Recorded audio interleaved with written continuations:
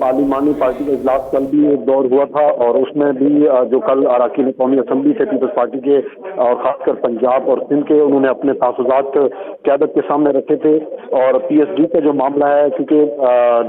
हुकूमत ने जो है कुछ वादे किए हुए थे पीपल्स पार्टी से, वो पूरे नहीं हुए और साथ साथ कुछ और भी तहफ़्फ़ुज़ात थे बजट के हवाले से, और कई रहनुमाओं ने ये कहा कि हमें एतमाद में नहीं लिया गया। तो कल भी कुछ जो तहफ़्फ़ुज़ात सुने गए थे और इजलास फिर आज फिर बुलाया गया था और आज भी तकरीबन 1.5 से 2 घंटे की जो है वो बैठक हुई, दूसरा दौर हुआ। और आज तमाम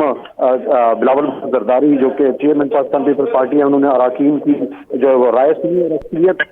सामने आई। और आज इस जो दूसरा दौर हुआ पार्लिमानी पार्टी का, इस दौरान पाकिस्तान पीपल्स पार्टी और नून लीग के दरमियान भी जो है वो वफूद की सतह पर जो मुज़ाकरात हुए और कोशिश की गई कि जो तहफ़्फ़ुज़ात हैं पीपल्स पार्टी चाहती थी कि वो नून लीग दूर करे और जो वादे किए गए थे जिसमें